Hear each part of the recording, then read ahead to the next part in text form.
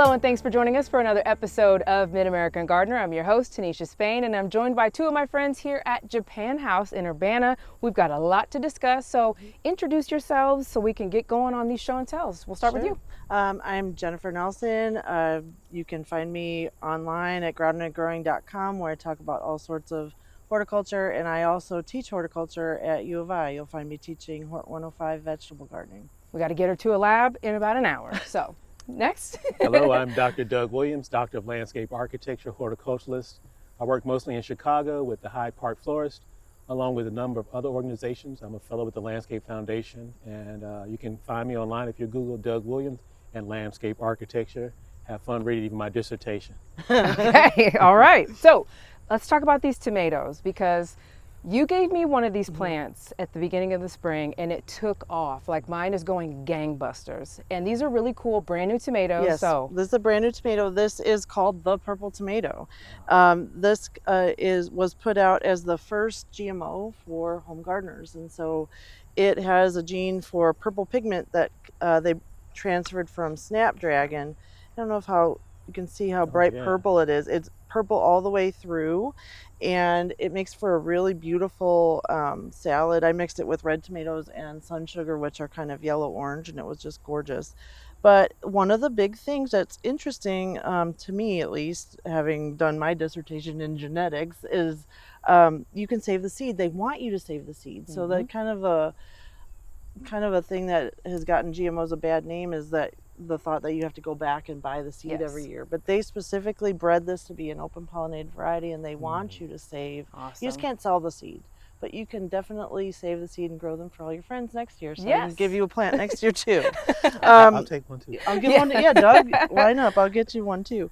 But how to save seed for tomatoes, you need to do it a little bit special. When you have cut in tomatoes before, you know the seeds have kind of a little gelatinous coating. They're kind of slimy, and that actually serves a purpose. It has a germination inhibitor in there. So if you have tomatoes that are falling on the ground during the summer, they're not sprouting up right away. Gotcha. Over the winter, if that stays there and you don't pick it up, that gelatinous part kind of wears away, and then that seed can germinate in the spring. But if you want to save seed for next year, you got to get that coating off so that when you plant them next year that they'll be ready to go. So the way to do that is to cut them open and then just kind of get that pulp and put it in some water and get those seeds in there, and you're going to put however many you want in there, and you can still eat what's left if you want. You're going to let this get really funky and gross. It needs to ferment. Like days, weeks? Like 3 months? No, no, like till it explodes? like a week, like a few days to a week. Okay. You're gonna want to put something over the top. And that's just water? It's just water. It's just, I probably put too much water in there, but you need something over the top, whether it's a cloth or I had a piece of screen. Put that over. This is a canning jar, so I'm just going to use the band. You could use a rubber band too, but you would put that on there. That's just to keep air circulating and to keep fruit flies from taking up residence in there, because that would make it even worse. But it's supposed to look gross. It's supposed to look gross. Don't freak out when it looks gross. Don't freak out. Put it outside. Put it somewhere nice and warm, not necessarily in the straight sun, but put it and just forget about it for a few days. You should see mold on the top. You should see some, funkified looking stuff. And you will see the seeds will start to kind of fall away. Interesting. Okay. And then use like a strainer or something and rinse it out, keep the seeds, and I put them on like a paper plate and let them dry thoroughly, and then put them in like a pill bottle is good, and if you save those, like you get the little desiccant thing like in with vitamins or put one of those in there and keep it cool and dry, and they should be ready to go for next spring. Now I skipped a step. I did not do the funky water step. So the seeds that I saved from those purple tomatoes, I'm going to throw those out and start over. Yeah, and you showed me how many tomatoes you're harvesting. Okay, compost them. Yes, that's right. Yeah, that's compost them. You showed me how much tomatoes you're harvesting. You got plenty. I got a lot to work with. Excellent. Yeah, this has been yielding. This is going to be part of my regular repertoire of tomatoes. They produce so much. My plant was in a container and I have a ton. You did yours in the ground and have like every day bushels. I get bushels and Yeah. bushels of tomatoes. I made a pasta sauce last night. It was really good, but it was strange eating a purple sauce on noodles. Yeah, But it was cool. Did it hold Yeah, the yeah. purple? It did. Okay. It really did, and it did like this shimmery kind of unicorn Ooh. thing. It was kind of cool. That is Kind of cool. Kind of cool. So thank you, Jen. No problem. All right, Doug, we're talking canopy, trees. Yeah, well, that sounds like a science experiment, which I'd like to encourage our elementary school students and high school students to try out. Well, I'm all about trees for the most part. I'm planting like hundreds of trees in the Chicagoland area with a number of programs. One is our Roots program with the city of Chicago. But even here within the state of Illinois, particularly in Urbana, and other places through the Cooperative Extension Services and a number of other partners. This is one of their manuals, is Under the Canopy, Creating Personal Green Space. And it is a guide to selecting plants and, I'm trying to read upside down, caring for the trees in Illinois. And I've used this for a number of years. They've got the second edition. It shows a typical residential space and how you need to be sure you look out for utilities and all those other types of things that are part of city infrastructure and in the urban landscape. It has a little check box. It's got all kinds of things to avoid. In terms of having a purpose for shading on both the south, west, and not necessarily the east side. And the north side, you're going to have in this hemisphere not too much to deal with in terms of having to shade. Talks about pruning properly, not hedging, but pruning. Even planting the root ball, how that should look and be accessible in the soil profile around it. It's got a number of detailed notes, but then this is the cool part too, Yes. because people like to see images. And look at this. We love pictures. We need And to- the wind is taking us away. We'll be your lovely assistants. And if you look right here, it's got a number of different trees. These, of course, are not the entire list of trees, but it shows a pretty good list of sort of larger trees, medium size, as well as small trees, ones that have interest in terms of flowers, fall color, berries, or some type of fruit structure. Some of them that have fragrance. I like down here, Yeah, like the you mentioned. relative Yeah, and it size. even shows the sort of scale, so that helps to get an idea. There's a couple of evergreens that are part of this. I actually have a frontier elm, which is this purpler one. It starts off, I think, in the spring with a deeper purple color, maybe a little bit into the fall. Mine is about that big now. It's been there for probably 5 or more years. I think the Zelkovas is stunning. The Japanese Katsura, since we're at the Japan House. And I don't know if they have a Japanese maple. They probably don't, because that's quite popular in general. But they have a number of other things, like even the service berry, where you can actually eat the berries if you beat the birds to it. So.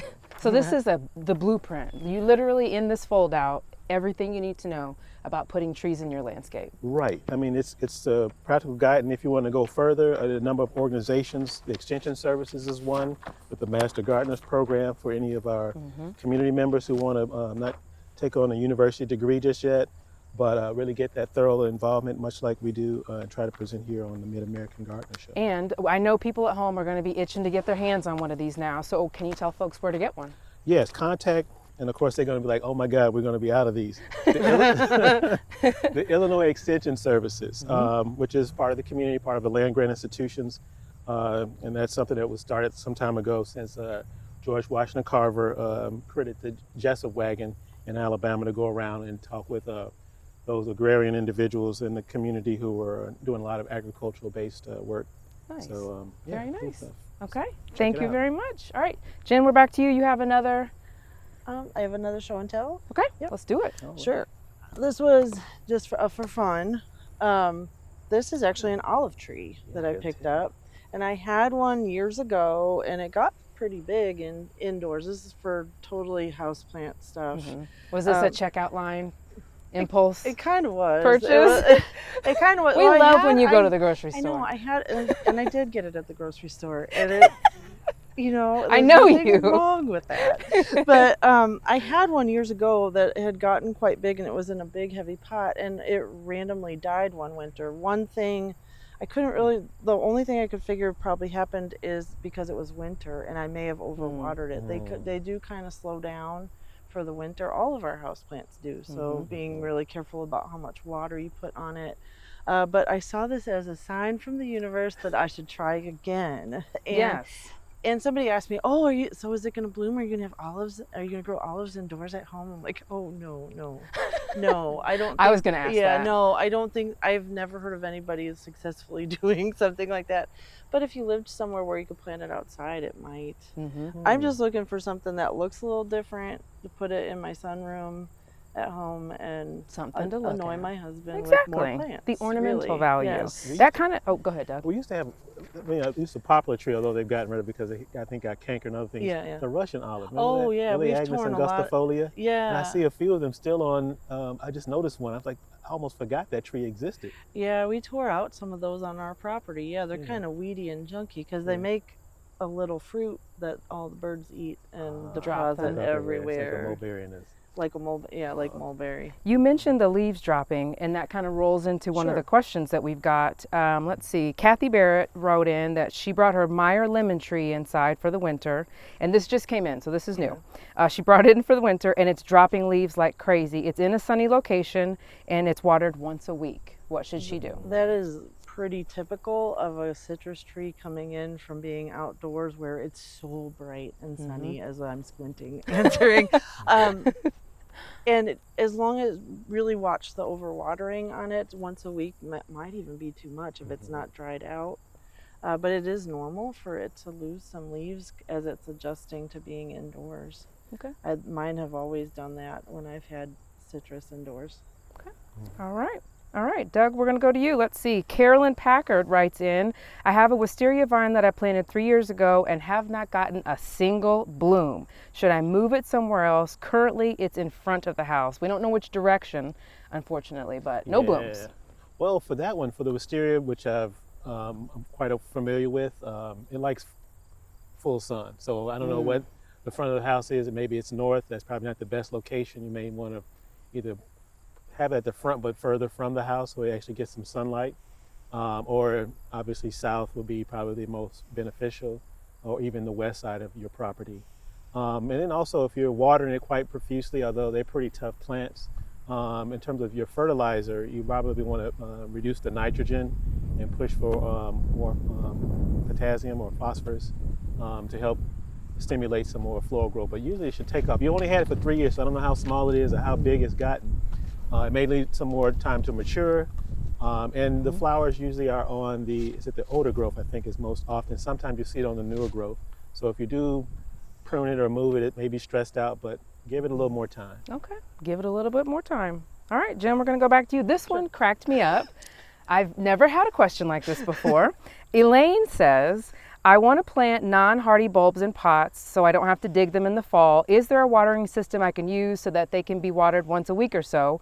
The self-watering pots may work, but I've also heard about putting baby diapers in the bottoms of pots to retain water. Haven't tried it, but someone said it works. So what? Yes.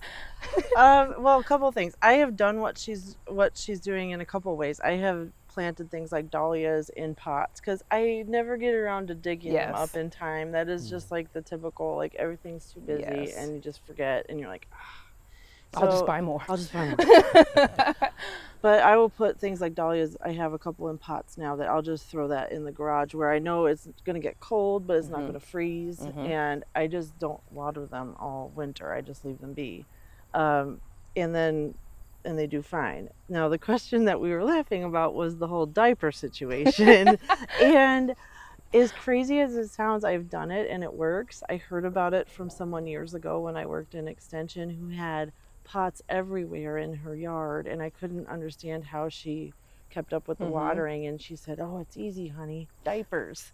And she used she said anything from a preemie sized diaper to an adult, depends Just depending on the depending size, on the of your pot. pot. And she would just put it in the bottom and put the potting mix on top. And I said, "It doesn't hold on to too much?" And she's like, "No." And it's the same stuff that if you buy those water absorbing crystals to add to potting mix, it's the same stuff that's in diapers. So you're just kind of cutting out the middleman and I tried it. I had some some diapers left from when my son was little, and we've put them in pots or hanging baskets where we're worried about, like, it's this full sun, surface of the sun location, and I don't have the time to stand out there 3 times a day watering. It works. Wow. It works. Now, did you open the diaper? I just opened it up Okay. and laid it in the bottom, Wow. and So if you try it, you have to let us know how I mean, it it works. only works for that season. You have to replace it, and I got all fancy because some of the diapers I had left were compostable, so they just broke Oh, down, and I was feeling nice. all on the right side of The environment. the environment Yes, and nature yes. with that one, but it Okay. does work. So it give does it a work. shot. Interesting. That is so funny. We have to do that sometime. Let's see. We got a question about gold mop cypress. This is from Sandy. She writes in, I had the front of the house landscaped 5 or 6 years ago. I liked yellow, so the contractor put in 4 gold mop cypress among bloomstruck and bobo hydrangeas. Now the little weeping ones were very pretty. However, she says they have exploded into weeping gold thugs and are taking over everything. She's tried to reduce the size, she's tried to thin them out, tried to prune them back. Nothing is working. So It sounds like you got to call the plant police for the thugs coming for the in. thugs. I think, well, and this is one of my favorite things is pruning. Yeah, you're going to have to prune. I know you did a pass at it before. Now is another time to go ahead and really approach it a little bit more intensely, maybe not fully pruning all the way back, because most evergreens are a little problematic with rejuvenating if they don't have any leaves at all, or if they're really severely cut back. I've pruned some taxus and some other plants, and it's taken 3 to 5 years for them to kind of rejuvenate. So you're going to have some holes in the landscape in terms of what you do, but pruning should work, so give it a try. All right, last question for Jen. This is from Eva and Stanley White. They've been growing cucumbers for years now, but this year they had an anomaly, an abundance of blooms, but no fruiting. They want to know what's happening with the cucumbers. And then on the other side with the tomatoes, they have ripening, but they've got some rotting on the bottom. Okay. So let's talk cucumbers first. We can blame, both problems are largely due to the weather, so we can blame the weather. We like that. You didn't do anything wrong. You were still a worthy gardener. With cucumbers, if we have too hot a weather, remember with cucumbers, most of them will have male flowers and female flowers, and the male flowers produce the pollen for the female flowers. When the weather is really hot, we get a lot of male flowers and not a lot of female flowers. Gotcha. So we'll blame that one on the weather.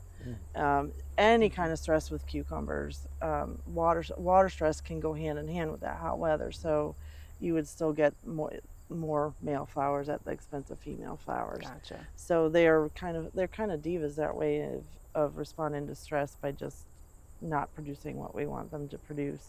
Okay. And the tomato question with where you get that sort of black sunken spot on the bottom of the tomato, that's blossom end rot.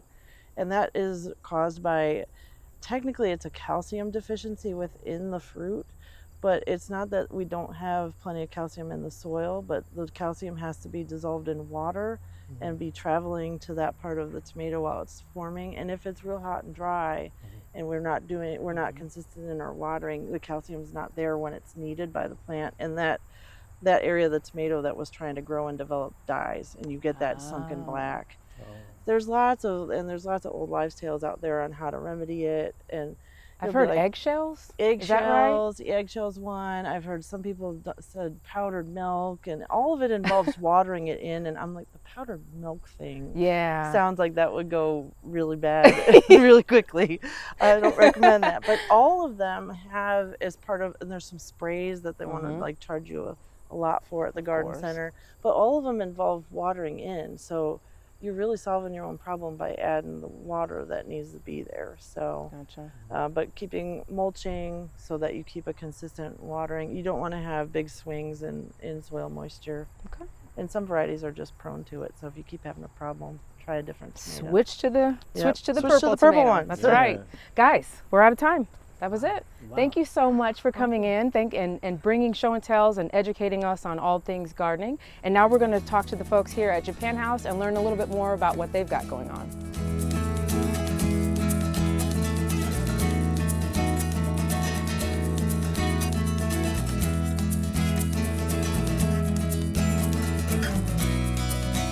And now I'm joined with Diana Lau here at Japan House. Introduce yourself and tell us a little bit about what you do here. Yeah, so hi everyone. My name is Diana Lau. I'm the Education and Engagement Specialist here at Japan House. I help fulfill academic programming, but also run public community events as well, through both inside the building and outside in our wonderful gardens. So if someone is not familiar with Japan House, if this is the first time they've heard of it, because we've been here several times with the cherry trees, how would you explain it to them? What is Japan House? Yeah, so we're a very unique teaching facility, one of a kind in the United States, and we're part of the University of Illinois within the College of Fine and Applied Arts. And primarily, we use our space, both inside and outside, as a classroom for teaching traditional Japanese arts and culture. Excellent. And so I know that you guys do tea ceremonies. What other kind of things can folks learn here? Yeah, folks can also come here to learn about flower arranging, about Japanese gardening, and so we're very much into nature, as you can see. Yes. On every week, twice a week, we do have gardening opportunities in the morning. So for anyone who's curious, they can send us an email at japanhouse@illinois.edu and we can send them more information. We also have visiting artists who come and will do more intensive workshops or more Nice. intensive like gardening workshops or professional development. Yes. So that's another way to get involved, especially if so many people enjoy walking the gardens and, Sure. it takes a very special touch to be able to maintain them. So Phil Nixon is one of our panelists on the show, and he comes to the annual bonsai. I don't know if Yes. it's a festival or whatever, but Yes. he makes it a point every year to be here Yes. for that. So how do folks learn about what upcoming events are? How do you get engaged and get plugged Yes. into things here at the Japan House? Yeah, well, if you want to learn about us, our history is all listed on our website at japanhouse.illinois.edu. But all of our public events will always be listed on Eventbrite. And so follow us on social media, Facebook, Instagram, our email newsletter. And anytime we have fun news or upcoming exciting events, we always try to share that as a way for people to be immersed in Japanese arts and culture in Central Illinois. Excellent. Now, personal question. Yes. What's your favorite tree or plant here at the gardens? That's a hard I know. one. I always hit people with this Okay, one. yeah. Okay, I think if I had a favorite tree or plant, I would have to say in our dry rock garden, there has been this small bush that Mr. James Byer planted originally when the garden started. Yeah. And it's been growing strong and he's always maintained it. It's always been pruned. But to me, it's kind of like a slightly larger bonsai tree. And I just love the shape of it. Whenever I see old photos of it, you can definitely see how it's grown compared to today. And I just feel like it's kind of like a wise old tree now, even Nice. though it's maybe like 25-ish years old. And I think that's my favorite tree. Every day I look at it through the windows and I'm like, oh, Awesome. It's doing Great good. answer. And you're going to Yeah. have people now coming out looking for looking that for that specific one tree. specific tree. Diana, thank you so It's very much for low. talking to us. I really appreciate it. And we hope people come out here and get more involved Yes. and attend some of the events here. Yes, Thank you. thank you.